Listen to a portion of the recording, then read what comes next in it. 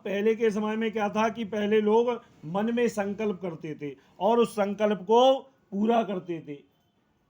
बोले एक समय की बात है जब उस ब्राह्मण के मन में आया कि मैं भगवान की कथा करूंगा।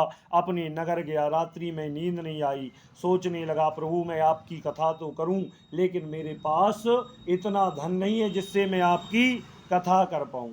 तो भगवान क्या कहते, भाव का भूखा हूं, भाव बस एक सार है, और भाव से जो मुझको भजता भव से बेड़ा पार है। भगवान कहते भाव होना चाहिए। बोले भाव कैसा? बोले सबरी कैसा भाव? सबरी के अंदर भाव था भगवान के प्रति। रोज तैयारी करती थी कब राम जी आएंगे। बोले ऐसे हजारों साल निकल गए लेकिन राम जी नहीं आए, उसका ध्यान नहीं टूटा। आज का आदमी 2 दिन पूजा करेगा, 3 दिन अगरबत्ती लगाएगा, 4 दिन मंदिर जाएगा, उसके बाद भूल जाएगा और दूसरे भगवान पकड़ लेगा। तो लेकिन सबरी कैसा विश्वास, सबरी को विश्वास था और एक दिन राम जी को आना पड़ा।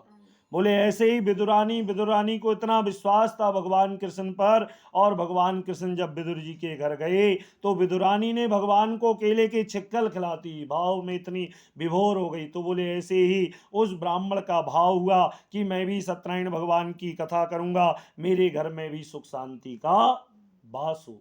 मन ही मन संकल्प किया और भगवान की कृपा से वह ब्राह्मण अमावस्या, पूर्णमासी, संक्रांति आदि शुभ दिन में भगवान का व्रत करने लगा और अंत में भगवान के धाम को गया।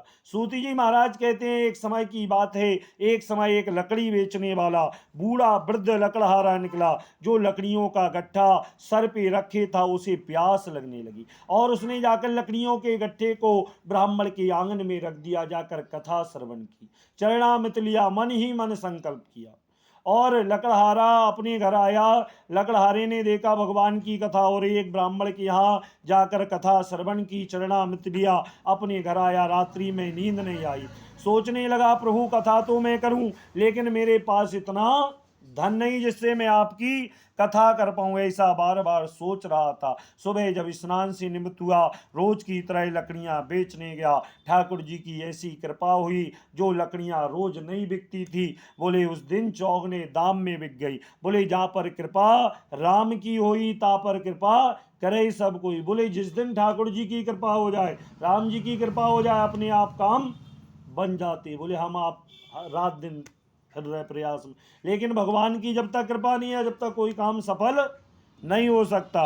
बोले जा पर कृपा राम की होई, ता पर कृपा करे सब कोई। ऐसे ही लकड़हारे के ऊपर भगवान की कृपा हुई। लकड़हारे ने अपना कुटुंब परिवार को बुलाया, इष्ट मित्रों के सहित मिलकर सत्यनारायण भगवान की कथा की। अंत में लकड़हारा वैकुंठ धाम को प्राप्त हुआ। इति सत्यनारायण व्रत कथायाम द्वितीयो अध्याय समाप्त।